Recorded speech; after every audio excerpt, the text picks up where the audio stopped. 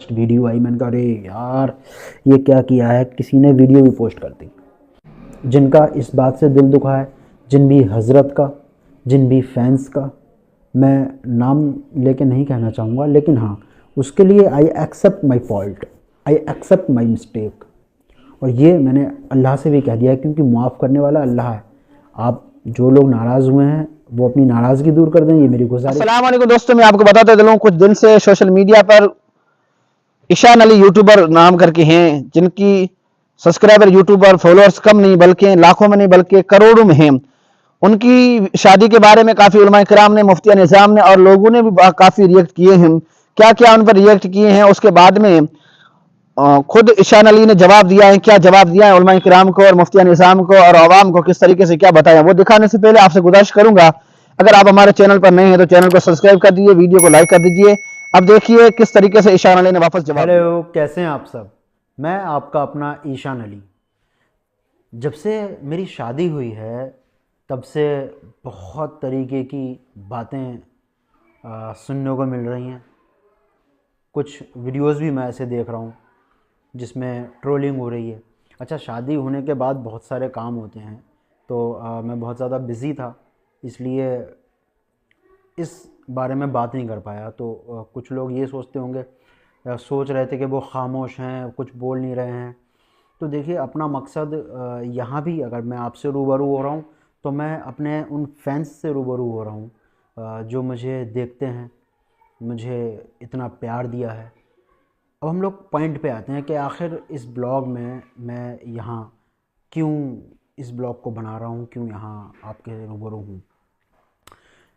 तो जब मेरी शादी हुई, लोगों को ये एतराज़ है, सबसे पहली बात, कि इसमें बहुत पैसा खर्च किया गया, इसमें बहुत ज़्यादा पैसा खर्च किया गया। देखिए, ऐसा कुछ भी नहीं है। बहुत ज़्यादा तो बहुत ज़्यादा ही होता है। ऐसा नहीं कि इसमें नोट लुटाए जा रहे हैं, ट्रक भर भर के नोट लुट रहे हैं, बारिश हो रही है ऊपर से। मैंने कई जगह देखा है, कुछ गन से बंदूक आती हैं, उसमें भर के लोड करके नोट लुटाए जाते हैं। कहीं भी पैसे की कोई बर्बादी नहीं हुई है। रही बात खर्च की, तो देखिए, जब अल्लाह ने मुझे पैसा दिया है, जो भी दिया है, तो मेरा फ़र्ज़ है कि मेरे घर पर जो मेहमान आए हैं उनकी मैं अच्छे से इज़्ज़त कर सकूं।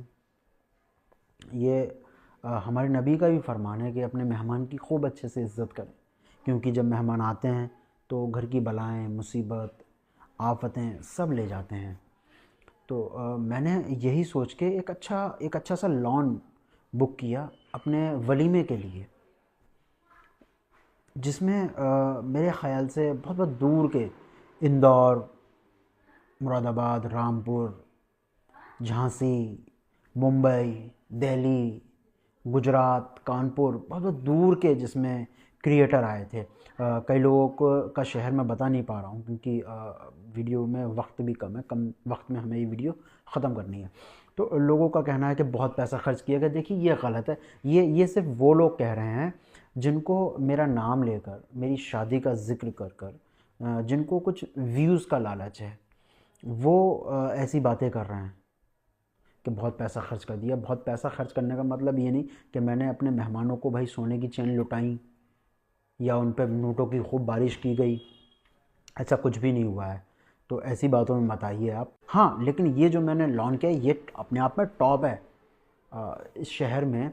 जिस जगह मैंने किया, तो इसका खूब नाम है, क्योंकि इसमें हम अच्छे से फंक्शन कर सकते हैं, अच्छी गैदरिंग के साथ। मेरे मेहमान समथिंग इस शादी में 2000 लोग थे जिनको मैंने इनवाइट किया था, और 600 मेरे फैंस जो बिना दावत के इसमें आए। अब आप ख़ुद सोचिए कि मैं इंतज़ाम रखूँगा या नहीं। अच्छा इंतज़ाम करना मेरा फ़र्ज़ है। मेरे घर पर कोई भी आए, मेरी वलीमे में आए, तो वो खुश हो, सुकून से खाना खा सके, अच्छा लॉन हो, इसलिए एक अच्छा लॉन लिया गया। मेरी शादी जो हुई, जो मेरे बारात वाला दिन, उसमें मैंने बग्गी नहीं मांगी। बग्गी या घोड़े पे, रथ पे चढ़ के मैं इस तरह से दूल्हा बन के नहीं गया।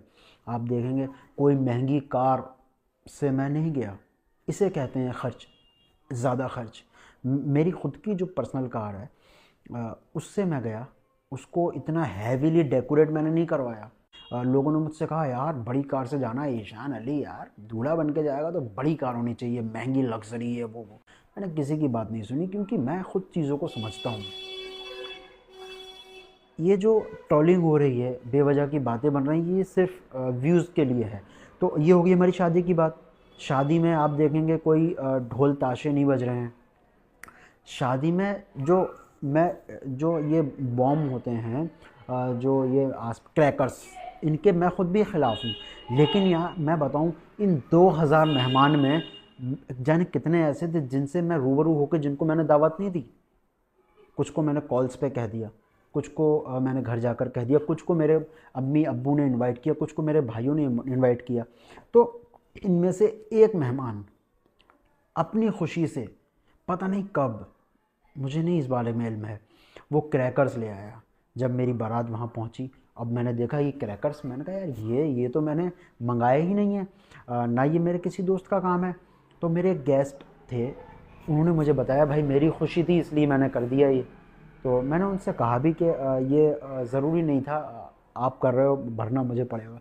लोग मुझसे कहेंगे कि ईशान भाई की शादी में ये सब गलत है, क्योंकि ये गलत है, मैं आई एक्सेप्ट। लेकिन इसके पीछे की वजह ये है। तो ये हो गई हमारी बारात की बात। अब आ जाते हैं बारात वाले दिन ही महर पे। तो जो महर है मेरी, जो निकाह का महर है, हज़रत जो थे जिन्होंने मेरा निकाह पढ़ाया, उनसे गलती से जब वो उन्होंने मेरा निकाह मेरे पास आए, मुझसे नहीं मेरा निकाह पढ़ा रहे थे, तब उनसे गलती से निकल गया कि 7,786। देखिए ये आप स्लिप देख रहे हैं, ये मेरे निकाह की स्लिप है। इसमें कितने लिखे हैं? 50,786। 50,786। ये अच्छा, एक चीज़ और है, महर एक पर्सनल मैटर है, जैसे मैं जानूँ, मेरी वाइफ जाने। इसमें लोगों ने सिर्फ ये मुद्दा इसलिए उठाया कि उनको व्यूज़ मिल सकें कि ईशान अली को 5 लाख का महर बनवाना चाहिए था, 10 लाख का महर बनवाना चाहिए था, पर्सनैलिटी के अकॉर्डिंग महर बनवाना चाहिए था।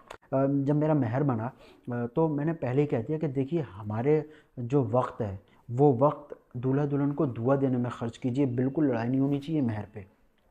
तो मेरे ससुर जी भी बहुत अच्छे थे, उन्होंने कहा अपनी खुशी से आप महर करवा दीजिए, कितना करवाना है। तो हमने 50,786 रुपये नकद महर अदा किया।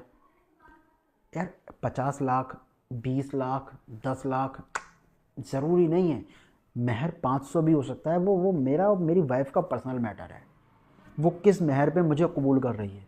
अगर वो 500 के महर पे मुझे कबूल कर रही है तो लोगों को कोई दिक्कत नहीं होनी चाहिए। उन्होंने 50,786 के महर के साथ मुझे कबूल किया, तो इसमें भी कोई दिक्कत नहीं होनी चाहिए। ये भी सिर्फ ट्रोलिंग इसलिए हुई कि लोगों को व्यूज़ मिल सकें। Ishan Ali is a popular personality, तो मैं एज अ सेलिब्रिटी, लोग मुझे मेरे नाम का सहारा लेकर, इन बातों का सहारा लेकर कुछ व्यूज़ इकट्ठे करना चाह रहे हैं। इसमें कुछ लोग वो भी हैं जिनके पास मेरे फ़ोन नंबर हैं, जो मुझसे मिल चुके हैं यहाँ आके भी।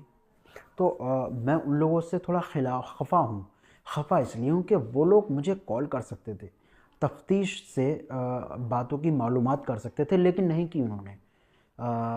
वो भी दूसरे नए बच्चों की तरह, जो नए बच्चे हैं जो यूट्यूब पर शुरुआत कर रहे हैं, उनकी तरह उन्होंने भी व्लॉग ये शूट किया, ब्लॉग बनाया, कह रहे ये किया ईशान ने, ये कितना महर। तो ये गलत है। आप मुझे पर्सनल कॉल कर सकते थे, मैं आपको खुद डिटेलिंग देता। और इसमें कुछ लोगों ने ये ट्रोलिंग इसलिए भी की क्योंकि मैं उन्हें शादी में नहीं बुला सका। तो भाइयों देखिए, लोड बहुत था। मुझे सुनने में आया कि यार हमें शादी में नहीं बुलाया ईशान ने, हम तो करेंगे ट्रोलिंग, हम तो उठाएंगे मुद्दे। तो देखिए वो जो वक्त था उसमें मैं बहुत ज़्यादा बिज़ी था। कुछ लोग मेरे माइंड से में आए नहीं, मैं उनको बड़ा प्यार करता हूँ, उनकी इज़्ज़त करता हूँ, कद्र करता हूँ। अगर मेरे जहन में उनका नाम आता तो मैं ज़रूर उनको बुलाता। तो कुछ लोगों ने इसलिए भी ट्रोलिंग की, तो ये गलत है। महर की बात हो गई देखिए क्लियर। तो महर के बाद आ जाते हैं दहेज पे। मेरी बारात में मैंने कोई ज़मीन, किसी की जायदाद, लाखों रुपया और कार कुछ भी नहीं लिया। मेरे बहुत सारे ऐसे रिश्ते भी आ रहे थे कि ये करेंगे, वो कर देंगे, लेकिन मैं इन सब चीज़ों में अच्छा नहीं समझता। यार अल्लाह ने मुझे जो भी दिया है वो मेरे लिए काफ़ी है।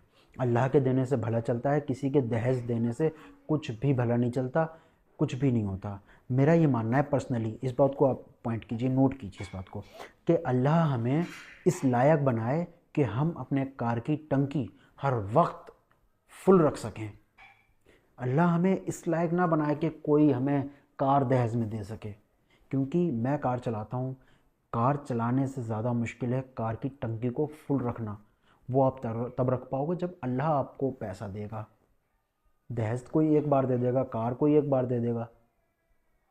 तो मैंने कोई दहेज नहीं लिया। इस पे कोई मेरी तारीफ़ नहीं कर रहा है, कह रहे यार ईशान अली की शादी में कोई बड़ी कार नज़र नहीं आई, लगा हुआ ये बहुत सारा तमाशे वाला दहेज नज़र नहीं आया। यहाँ कोई डिमांड नहीं, कोई दहेज का प्रेशर नहीं, और शादी में अपने आप उतना रुपया खर्च करो। मैंने अपने ससुर से कहा कि उतना रुपया खर्च करो कि किसी का उधार कर्ज ना हो। तो आप देखेंगे जिस हॉल में मेरी बारात गई है वो कोई बहुत बड़ा ग्रैंड हॉल नहीं है, वो एक नॉर्मल हॉल है।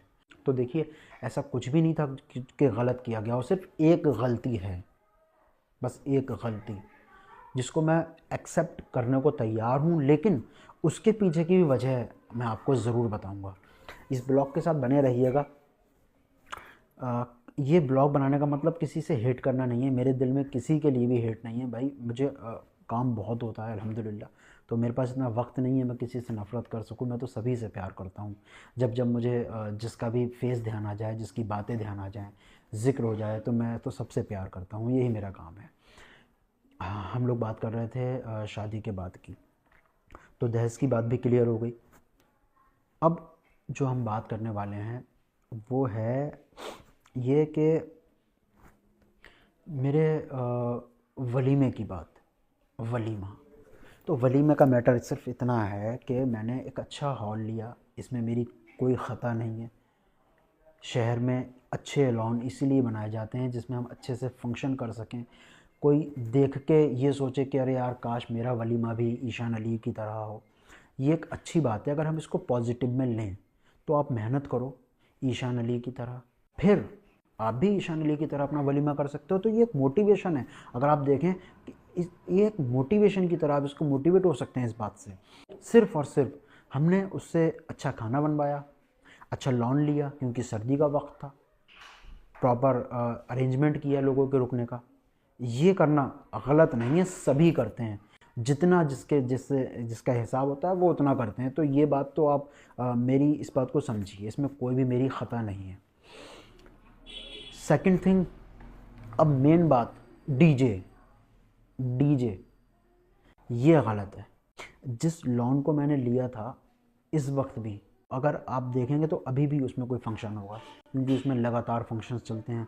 तो मेरा फंक्शन जिस दिन था, सुबह जब मैं गया, जिस रात शाम को 8 बजे मेरा फंक्शन शुरू होना था, मैं अगली सुबह वहाँ गया तो 12 बजे के वक्त समथिंग मैं वहाँ गया। मैंने कहा कि ये जो डीजे आप, क्योंकि ये जो डीजे मुझे दिख रहा है ये मैंने लगवाया नहीं था, आप इसे हटा दीजिए। तो उन्होंने मुझसे ये कहा, ईशान भाई डीजे बजना ना बजना आपकी मर्ज़ी, लेकिन ये डीजे तो हॉल का एक पार्ट है। हम ऑपरेटर नहीं बुलाएंगे जो उसको ऑपरेट करेगा, जो उसको बजाएगा, क्योंकि आपने मना कर दिया है। अगर आप डीजे बजाने वाले को बुलाना चाहते हैं तो उसके आपको रुपए देने पड़ेंगे। मैंने कहा नहीं, मुझे नहीं चाहिए। मतलब मैं खुद इस चीज़ के ख़िलाफ़ हूँ डीजे के। भाई फंक्शन शुरू हुआ, गैदरिंग हो गई अल्हम्दुलिल्लाह।